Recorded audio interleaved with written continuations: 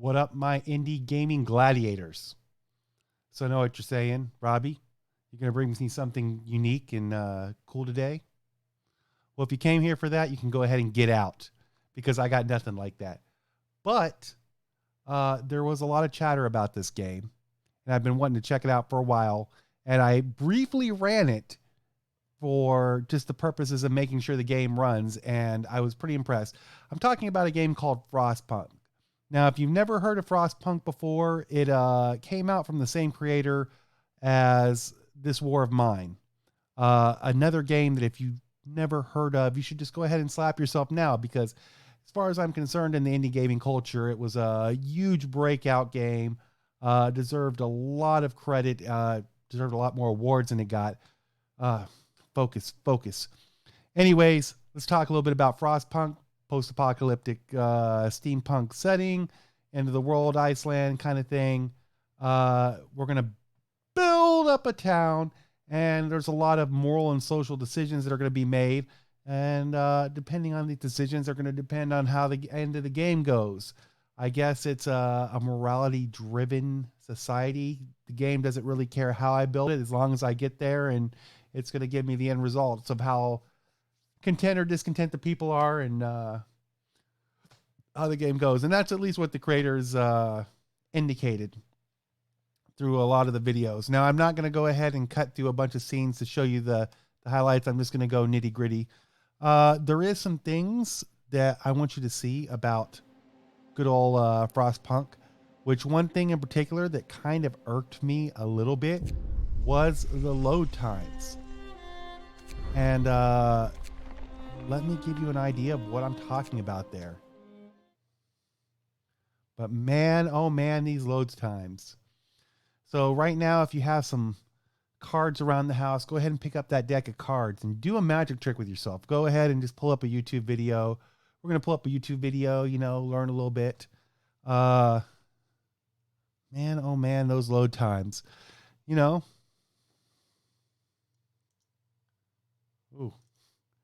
Ha. That's okay, because while I was stopping that video, it still wasn't done loading yet. So we're good. We're good. Those load times. Like I said, just go ahead and learn that magic trick on YouTube and practice a little time with your hands. Maybe practice sleight of hand, shuffling cards from left to right. Oh, man. All right. So load times. And then we get into our video.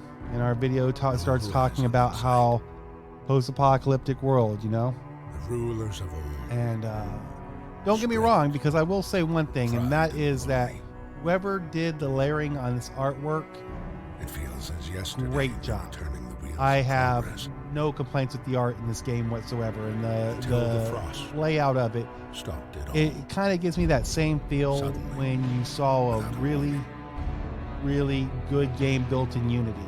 When tides had The right changed, use of colors, the right they layering. changed for all of us. It may have No not matter been where $1 million class. budget game, but just the feeling you got It because of lost our how will well to it was snow. layered with colors, And with top it, notch. There's been some pretty last good Unity traces. games that just graphics outshine some of these current $1 million games. I just don't know where their mindsets are.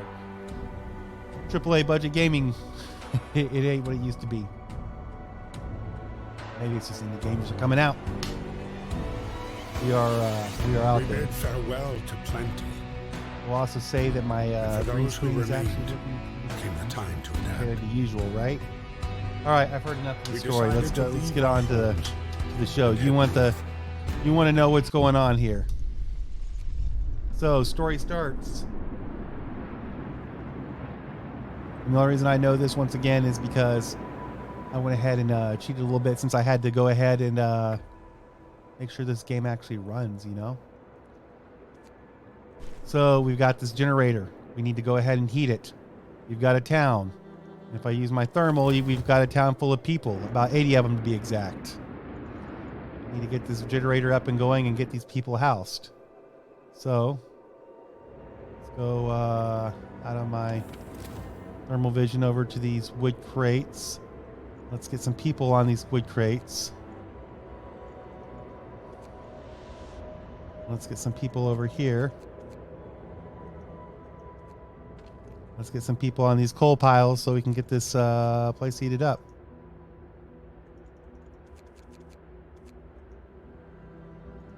I mean, we do have 50 people. Why don't we?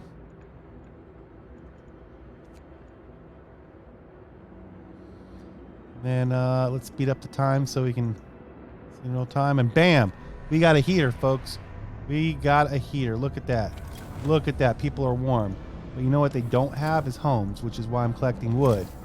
Let's build some homes. Time stops while I start laying these down. Look at that. We got homes. Enough to house 50 people. What do you know? Now we just got to house the rest of them. We just got to make sure we do it quick because even though I'm not quite in real time again, people will starve. And they're not going to go out and get resources in the middle of the night. So that's one thing that kind of irks me. But that's okay. I'm fine with that. I'll let it pass this time. So next we're going to need roads.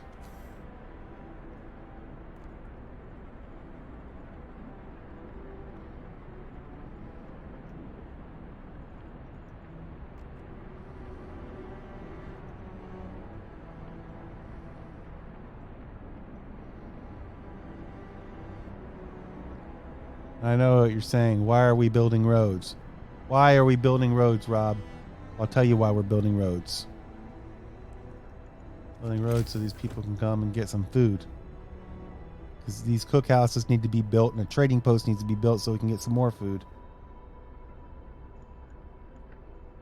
We need to make things happen. Alright. Let's speed it back up. Get through the night. Oh, we survived the night. Coal is dwindling.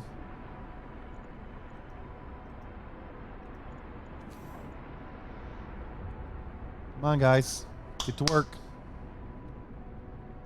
Get to twerk. There you go. Go ahead and assign more people over here. Why? Why not?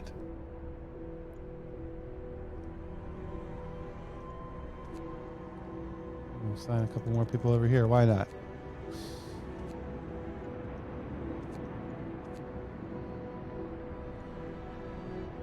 Get that coal moving.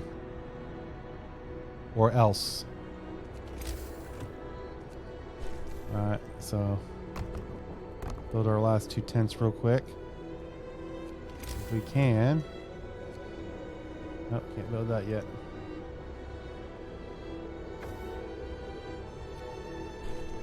Alright, we need a food supply. Build a hunter's hut or a hut. Alright, we got enough wood for a hunter's hut. Let's do it. Alright, now we just need a cookhouse. Alright, I gotta put some people on this. There we go. I give some more people there.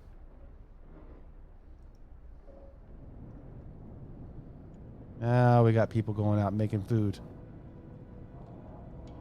Making things happen here.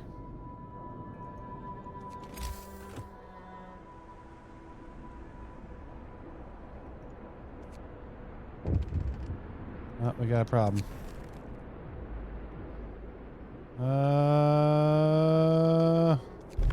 Let's open the book of library. So you could do child shelters or child labor, safe jobs. Emergency shift. I'm signing it. It is now law. It is now law, people. No doubt about it.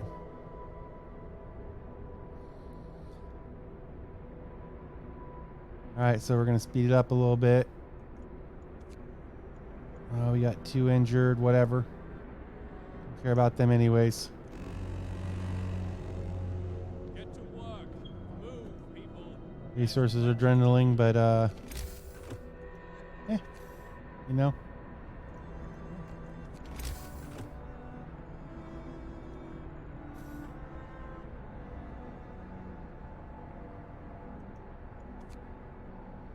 Need wood is what we really need. Get me some wood, folks. Get me wood. There we go. So we gave him a hunter's hut. Now we give him a cookhouse.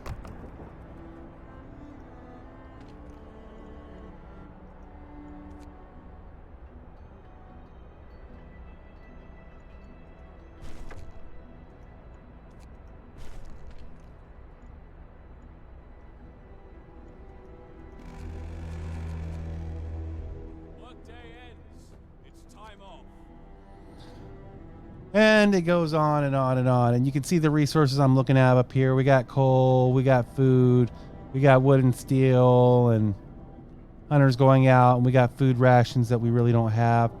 And we got a heat chart. So, I mean, first off, I want to say, moving in real time, the graphics look great. I like the concept that every single person is named, and, you know, whoever's hungry, whoever's injured. I got people starving. I like this Book of Law concept. It's kind of interesting. It's like a game of Civilization from hell. From Hades. I like the economic pool and the idea that I can look at the economic pool and the efficiencies and who's going where and what. And being able to view the history of what's going on here between resources and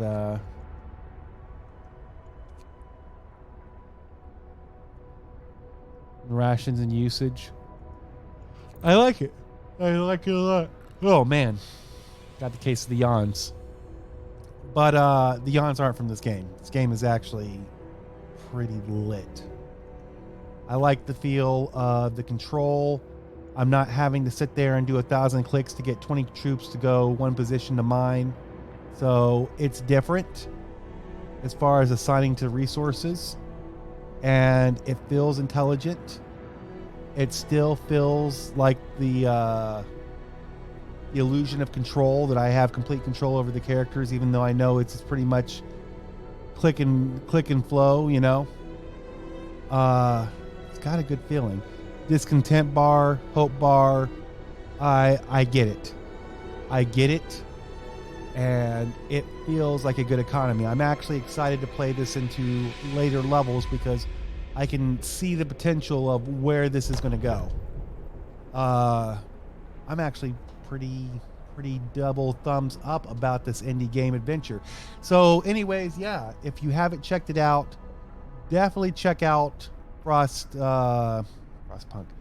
Definitely check it out. Make sure to give it a shot.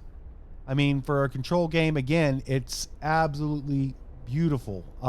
This artwork is really something. They really took their time with this, and I'm pretty impressed. And the menus flow smooth. The response is smooth. Again, the only thing that really lagged out is that initial getting started. And I don't know how load times go of resuming a story if I'm going to be camping. No. Okay, so you know what? Load back pretty fast. I've got really nothing to complain about. That's exactly where it should be. So, this is photo mode.